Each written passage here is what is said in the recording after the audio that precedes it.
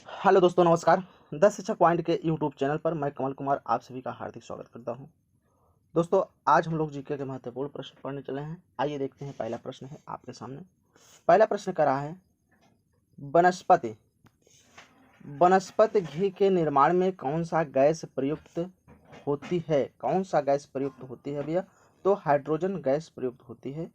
आप हाइड्रोजन, ठीक है। इस प्रश्न का राइट आंसर हो जाएगा। चलिए, अगला प्रश्न है आपके सामने।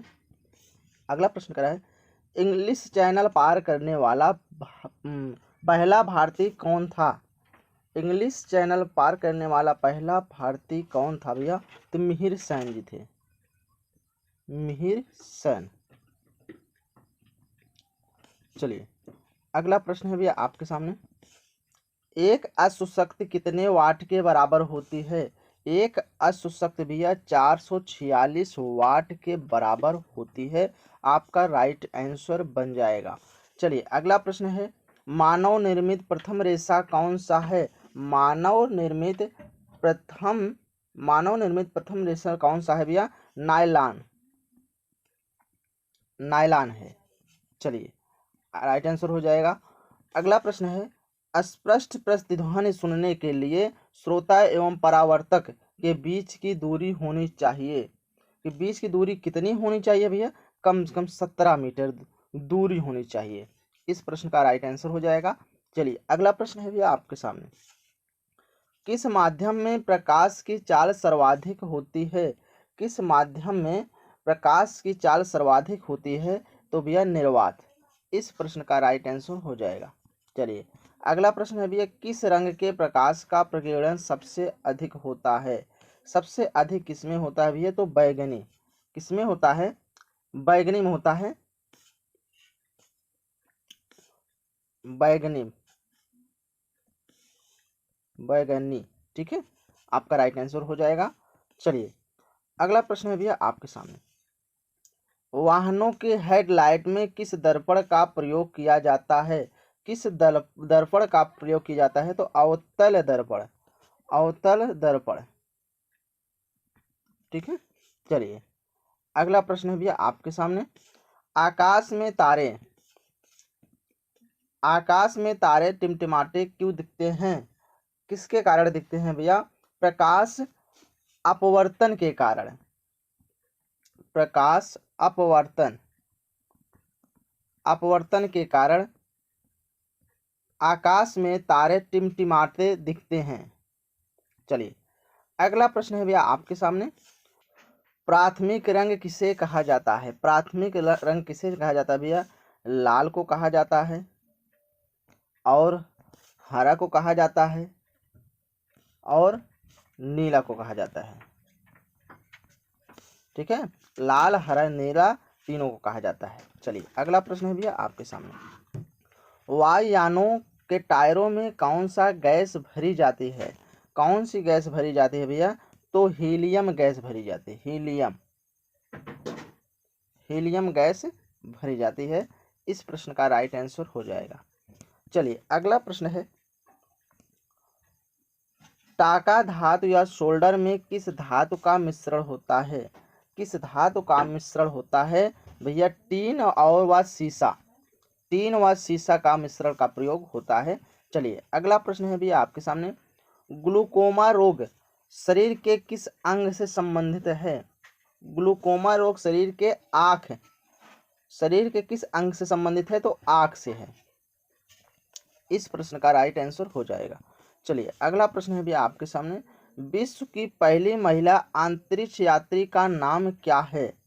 अंतरिक्ष यात्री का नाम क्या है? वेलेटाइना।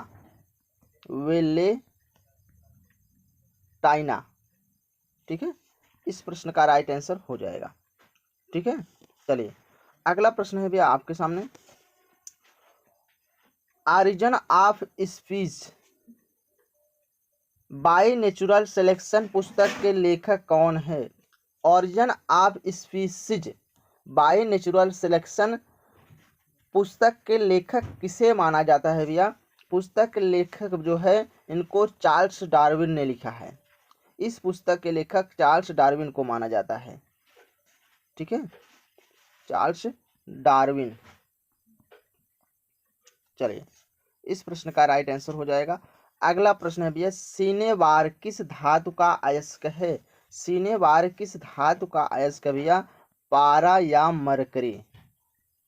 मरकरी कह सकते हैं, पारा या मरकरी। चलिए, अगला प्रश्न है भैया आपके सामने, कौन सा यंत्र दूध में पानी की मात्रा मापने के लिए प्रयोग किया जाता है? कौन सा यंत्र है भैया? तो लैक्टोमीटर। लैक्टोमीटर जो है दूध में कितना पानी मिलाया गया है दूध की शुद्धता को बता देता है। चलिए, अगला प्रश्न है भैया आपके सामने, हाइड्रोजन बम किस सिद्धांत पर आधारित है? हाइड्रोजन बम किस सिद्धांत पर आधारित है? तो नाभिकीय संलयन। नाभिकीय संलयन, ठीक है। चलिए, अगला प्रश्न है आपके सामने, पैलाग्रा रोग किस विटामिन की कमी से होता है? किस विटामिन की कमी से होता है? तो विटामिन बी थ्री की कमी से होता है। चलिए, अगला प्रश्न है भैया आपके सामने, मछली के यकृत तेल में किसकी प्रचुरता होती है? किसकी प्रचुरता सर्वाधिक होती है? तो सब लोग जानते हैं भैया, विटामिन डी की मात्रा प्रचुर मात्रा में पाई जाती है, ठीक है। चलिए, अगला प्रश्न है भैया आपके सामने, भू स्थिर उपग्रह की पृथ्वी से ऊंचाई कितनी होती है?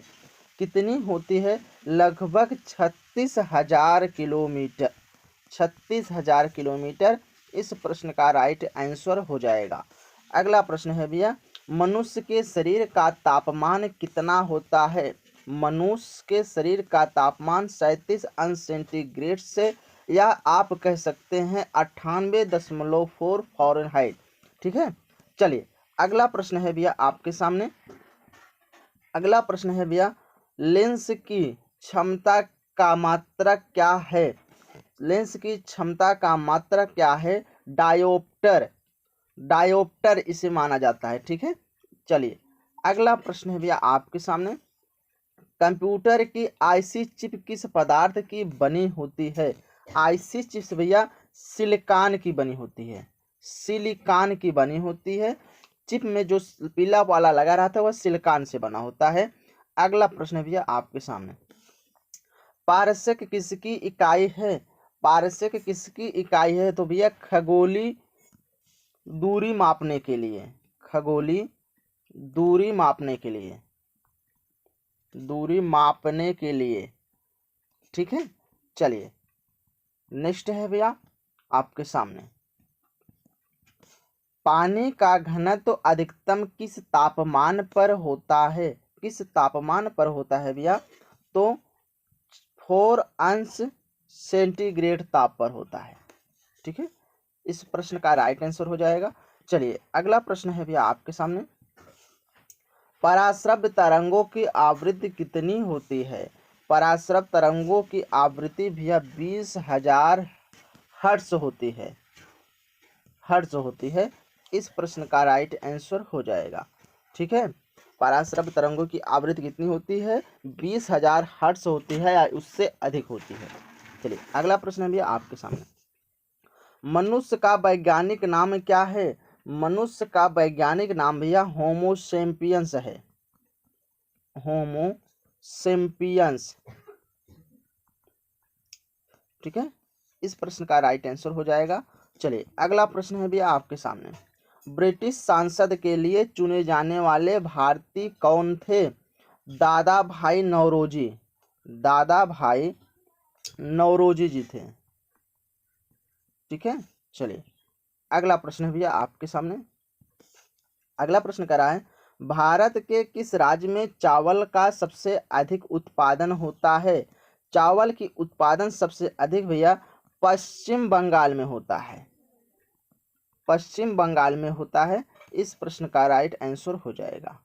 चलिए, अगला प्रश्न है भैया आपके सामने, भारत में ब्रह्मा जी का एकमात्र मंदिर कहाँ है? ब्रह्मा जी का मंदिर एकमात्र मंदिर कहाँ है? पुष्कर में है,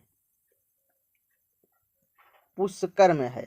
पुष्कर पड़ता कहाँ है भैया? राजस्थान में पड़ता है। राजस्थान की राजधानी क्या है? जयपुर है। जयपुर है, इतना जानते रहिएगा। चलिए अगला प्रश्न भी है आपके सामने।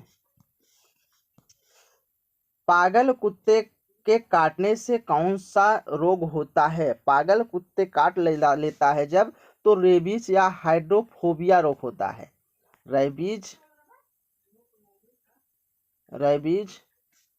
या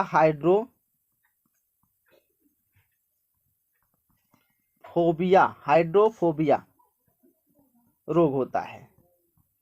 ठीक है, चलिए अगला प्रश्न है भैया आपके सामने। राज्यसभा का पदेन सभापति कौन होता है? तो उपराष्ट्रपति होता है। पदेन सभापति कौन होता है भैया? तो उपराष्ट्रपति होता है। आपका राइट आंसर हो जाएगा। 2 बार नोबेल पुरस्कार प्राप्त करने वाले प्रथम व्यक्ति कौन थे? प्रथम व्यक्ति की बात किया जाए तो भैया मैडम मैरी क्यूरी। ठीक है, चलिए इस प्रश्न का राइट आंसर हो जाएगा। अगला प्रश्न भैया, सार्क या दक्षेस का मुख्यालय कहाँ है? कहाँ है भैया? काठमांडू में है। काठमांडू कहाँ पड़ता है भैया? नेपाल में पड़ता है। नेपाल की राजधानी है काठमांडू। ठीक है, चलिए अगला प्रश्न है भैया आपके सामने। प्रथम परमवीर चक्र विजेता कौन थे? प्रथम परमवीर चक्र विजेता जो थे भैया, तो मेजर सोमनाथ शर्मा जी थे। ठीक है, प्रथम परमवीर चक्र कौन थे? मेजर सोमनाथ शर्मा जी थे। इस प्रश्न का राइट आंसर हो जाएगा। अगला प्रश्न है भैया, भारतीय राष्ट्रीय कांग्रेस की पहली भारतीय महिला अध्यक्ष कौन थी? पहली भारतीय महिला अध्यक्ष कौन थी भैया? तो सरोजिनी नायडू।